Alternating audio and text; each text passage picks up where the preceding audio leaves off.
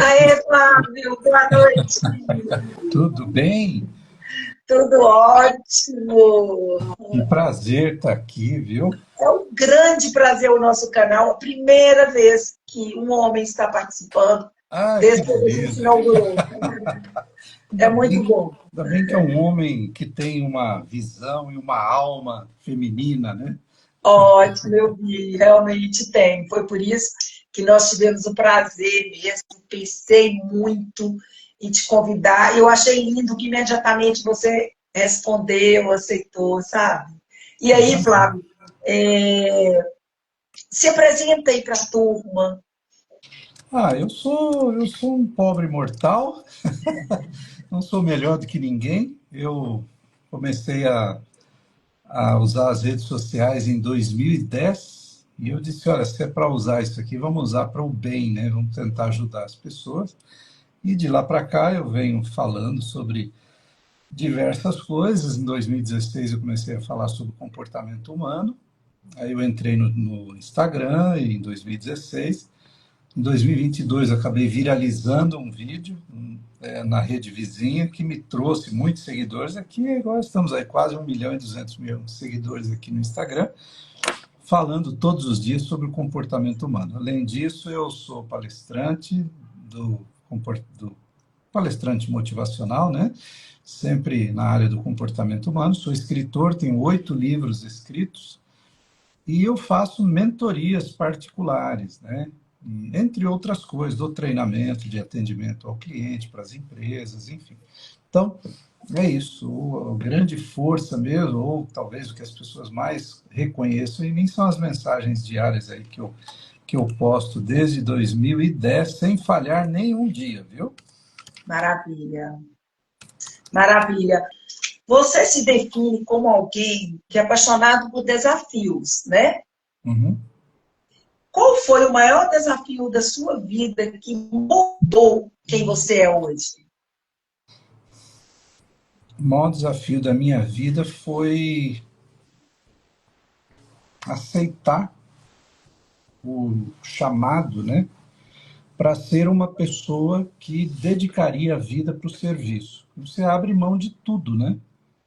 Quando você aceita isso, você está dizendo que dinheiro é menos importante, que aparência é menos importante, que ser é mais importante do que ter e parecer. Então, provavelmente esse foi o maior desafio da minha vida, foi o dia que eu aceitei que eu viveria desta forma. Então, eu passei os últimos 40 anos dedicados ao serviço, né, das pessoas, do ser humano, claro, isso moldou a minha vida, isso fez quem eu sou hoje, me fez ter essa visão sempre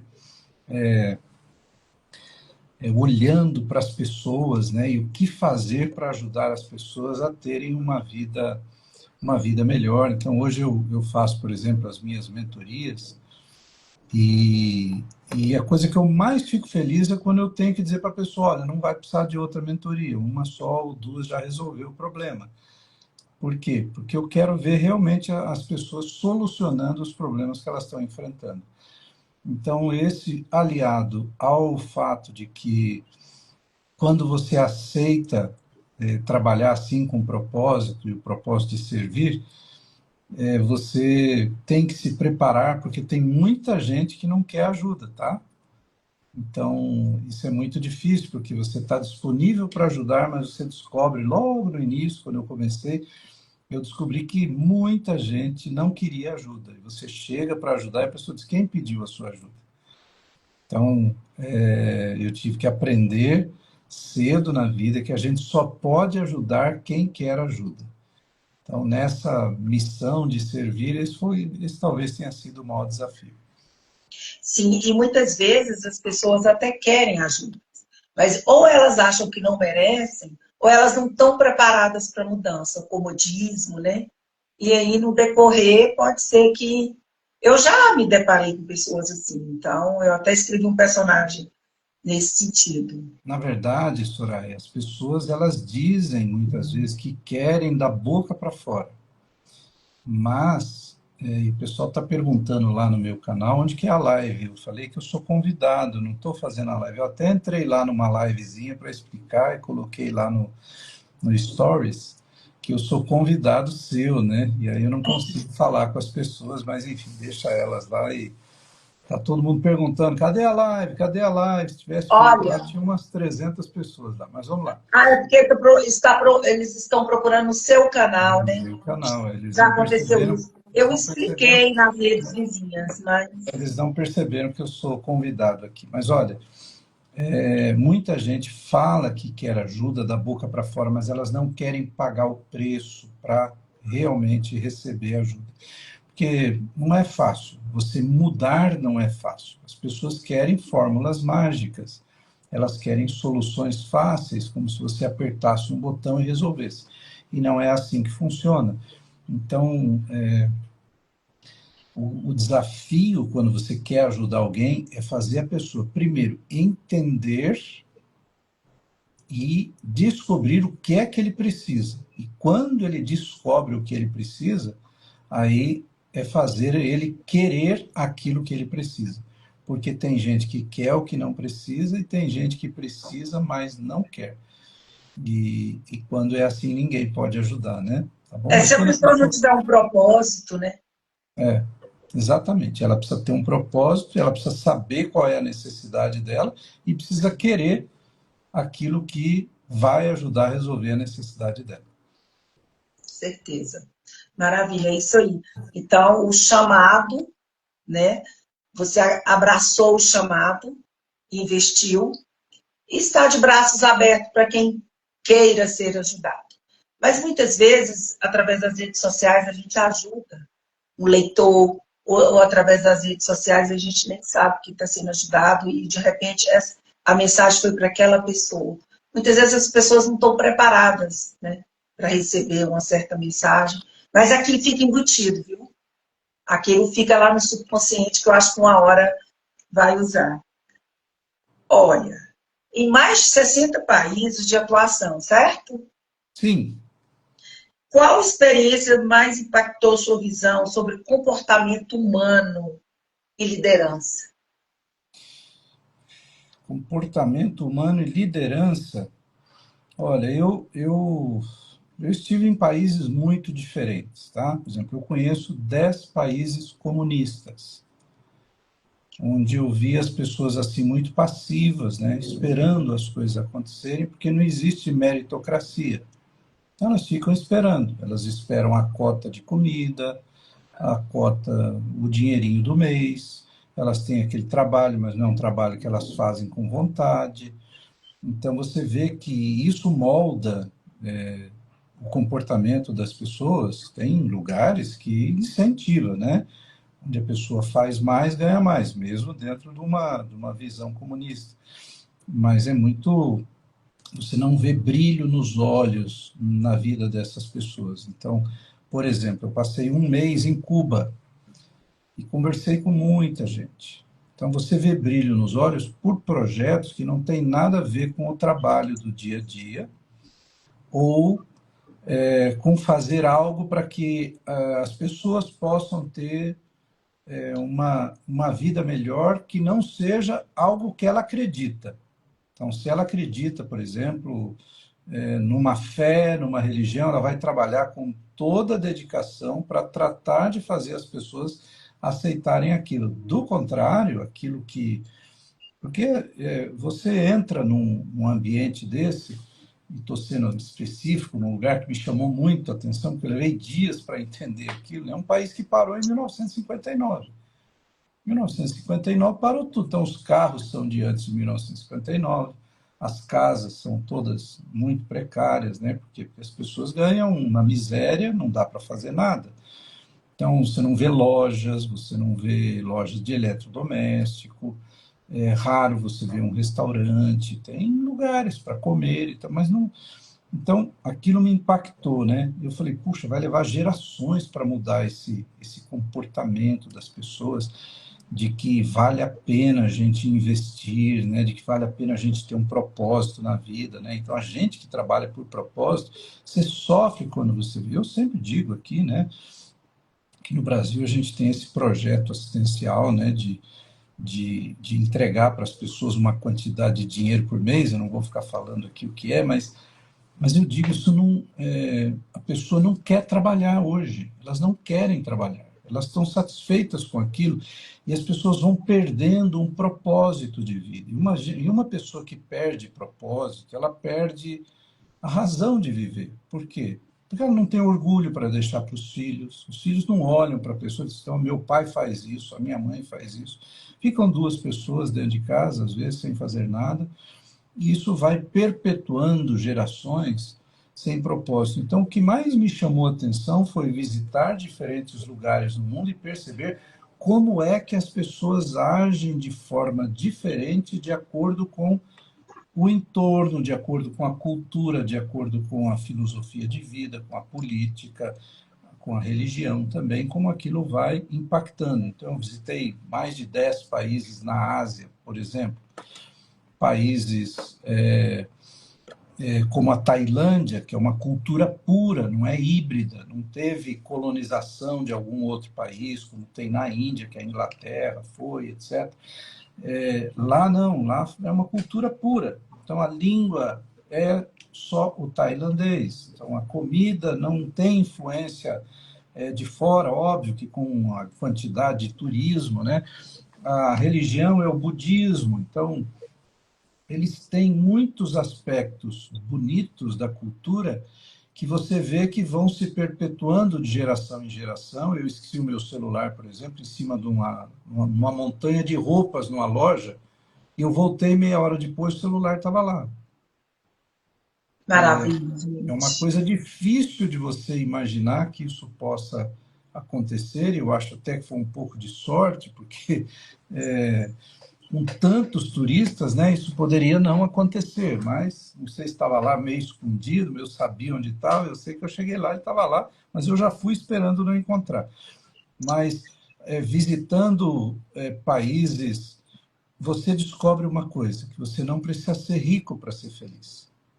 Muita gente diz assim, se eu tivesse dinheiro eu seria feliz. Não, não depende de riqueza a felicidade. A felicidade depende de você ter um projeto de vida e buscar alcançar esse projeto de vida.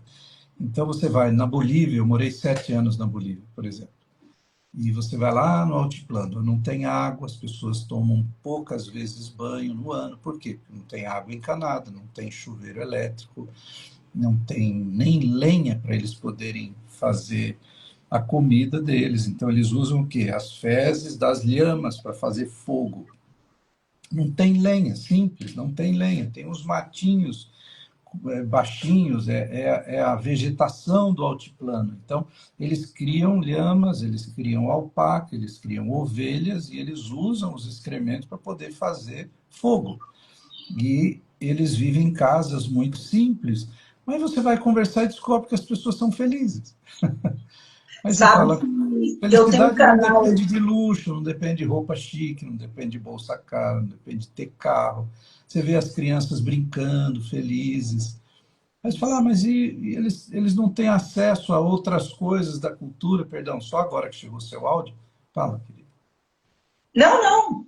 É o seguinte, eu tenho um canal infantil e esses dias eu perguntei para um menino que está morando na Arábia Saudita. São brasileirinhos pelo mundo, né? E Uhum. aí eu estava fazendo uma live com ele e perguntei assim, o que quer dizer felicidade para você?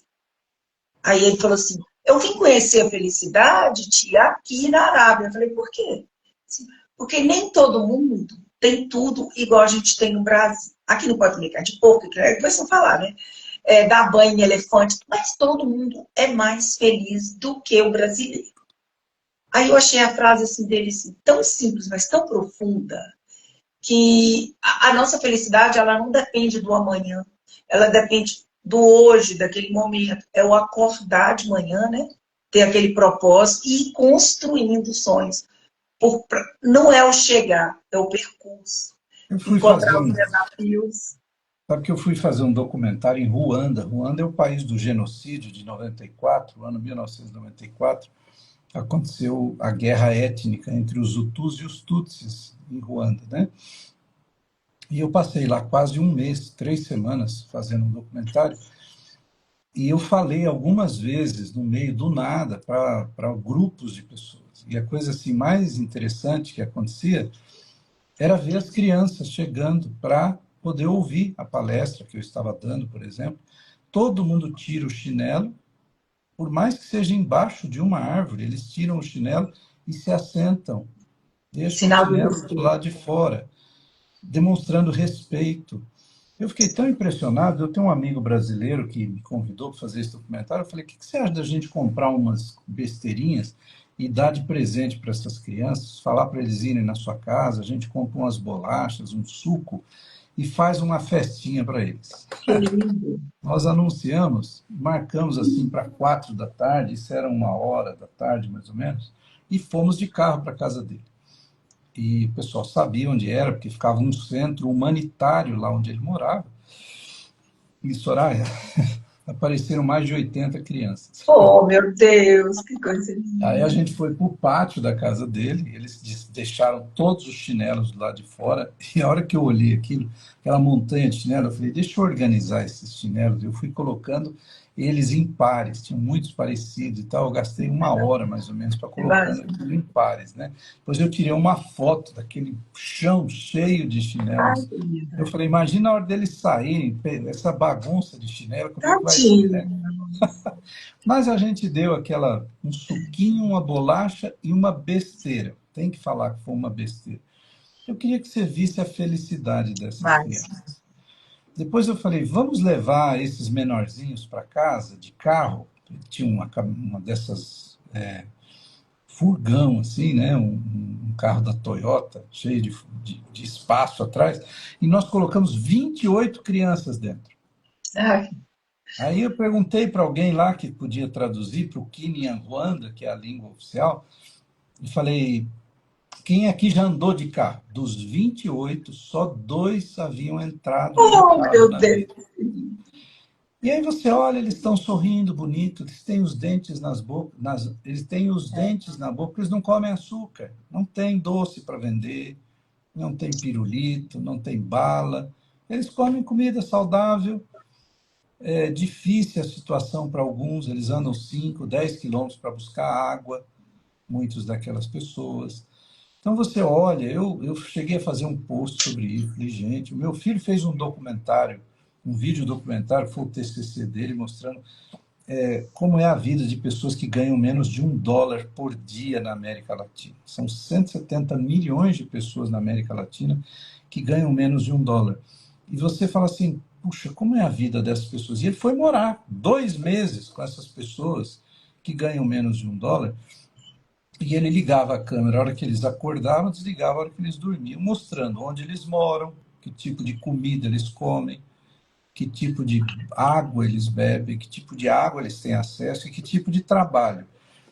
E lá no altiplano, por exemplo, chega uma hora que não tem água. Eles cavam os rios secos, fazem um buraco no rio seco, na época de seca, e ali brota uma águazinha suja. É aquela água que eles bebem. Eu falo: gente, é fácil criticar uma pessoa que não toma banho, mas não tem água. Como é que você vai fazer? E quando tem, é tão gelada, mas é tão gelada, as temperaturas todos os dias abaixo de zero ou próximo de zero, lá no altiplano, a 4.000 metros de altitude. Você fala: gente, é fácil, você entra no banheiro, liga o chuveiro, fica ali É, horas com aquela água caindo, não sabe que isso um dia vai acabar, né? Então, ao viajar pelo mundo, eu percebi como as pessoas, elas podem ou não ser felizes, depende muito da cultura delas e daquilo que elas aprenderam a ter. Então, eu vi muito mais felicidade no meio da pobreza do que no meio da riqueza. Então, você vê hoje essas nossas crianças aqui no Brasil, né, que já está virando uma epidemia, elas estão virando zumbis. Eu até gravei um vídeo hoje, vou postar amanhã sobre isso. A Austrália, essa semana, proibiu redes sociais para menores de 16 anos. Olha só, Japão, eu já isso é vi um, vários isso é lugares. um alerta para o mundo de que algo está errado, né? Então a gente vê essas crianças com um nível de ansiedade, depressão, elas perdem várias capacidades cognitivas, ao mesmo tempo que elas ganham algumas, perdem outras, enfim.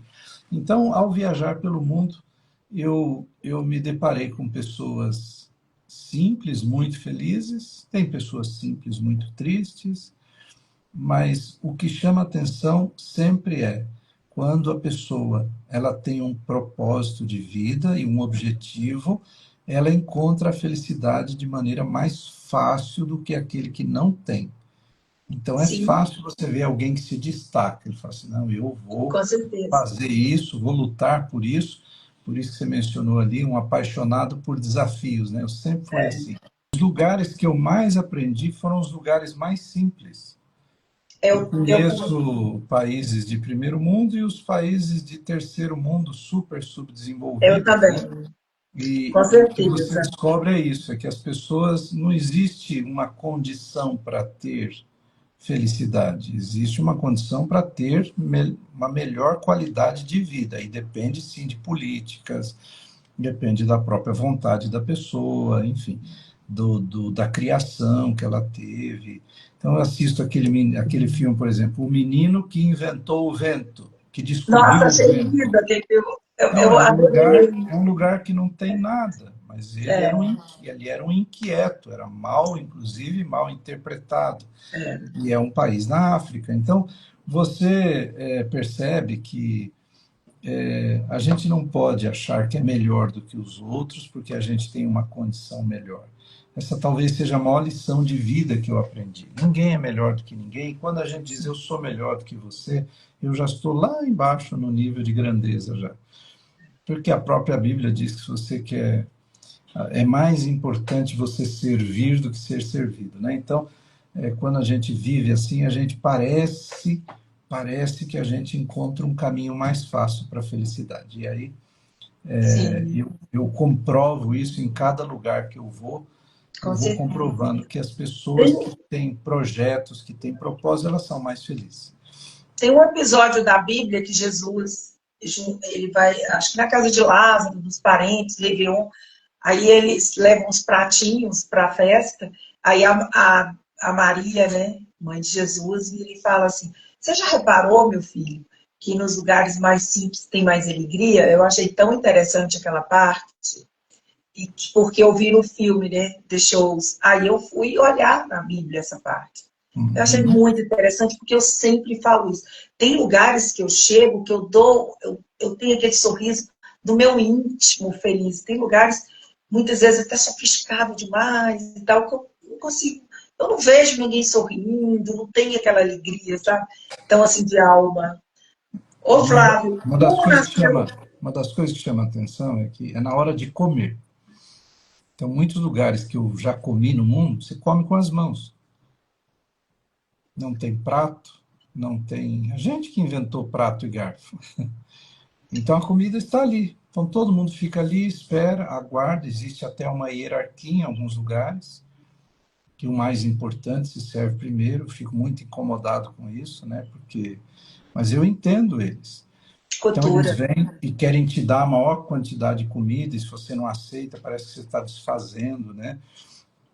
Então, eu comi muitas vezes em lugares assim, onde você compartilha tudo juntos, né? E aí você tem que ter essa capacidade de entender a cultura local. Esse é um grande desafio. Eu tive que fazer um curso sobre interculturalidade quando eu comecei a viajar bastante, para eu não cometer gafes.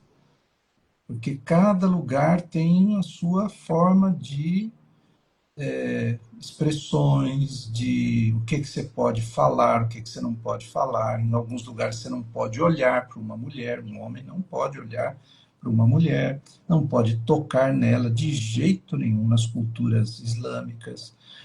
Em alguns lugares você tem que arrotar depois que você comeu, senão é sinal que você não está agradecendo a comida. Para nós é um ato de falta de educação. E eu, por exemplo, especificamente, eu nunca arrotei na vida. Eu acho que eu devo ter algum defeito. Então eu tinha que fazer um barulho assim para poder eles falarem, opa, ele gostou da comida, entendeu?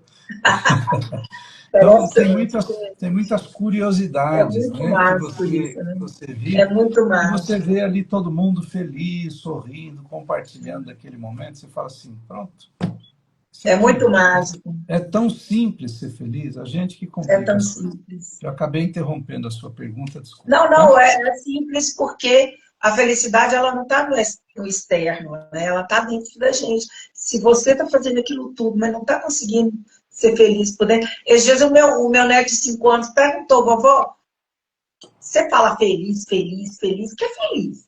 Aí eu falei assim, dá um sorriso com felicidade. Aí ele adora falar pum, né? Aí ele dá uma gargalhada. Aí ele ficou assim, fazendo uma cara, um jeito para mim. Aí eu virei para ele e falei assim, aí o elefante chegou, puxou a calça do caçador e apareceu o bumbum do caçador, o caçador deu um coelho, deu gargalhada. Aí eu falei, você tá vendo? Felicidade foi essa gargalhada sua. E aí ele tá Você sabe que eu escrevi um livro chamado A Engenharia do Prazer. Que as pessoas me falam assim, eu queria ter um grande prazer na vida, né? Se eu tivesse dinheiro, eu seria feliz. Não, você tem que ser feliz sem dinheiro. Se eu com certeza. tivesse isso, se eu tivesse aquilo, se eu tivesse uma pessoa, não. A engenharia do prazer eu escrevi justamente por causa disso. E lá eu falo sobre pequenos prazeres. Então, quando você come uma fruta que está doce, nossa, que prazer que é comer, chupar uma laranja, chupar uma uva.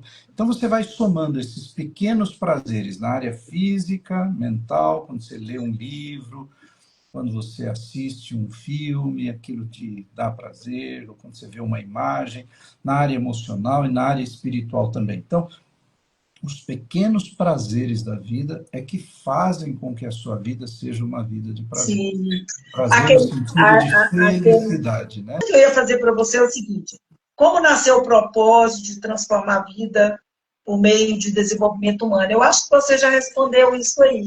Bem, Na verdade, é assim, eu em 2010, quando eu entrei no Facebook, eu disse, gente, o que, que o povo faz? Antes do Facebook tinha o Orkut, né? O pessoal usava aquilo, era uma lembra, rede social, né? Era para pôr foto, para ficar se mostrando e tal, e, enfim, comentando. Aquilo. Eu falei, gente, eu não vou entrar para isso, né? Então, o que, que eu vou usar o Facebook? Na época eu comecei, e falei, quer saber o que eu vou fazer? Eu vou ler a Bíblia.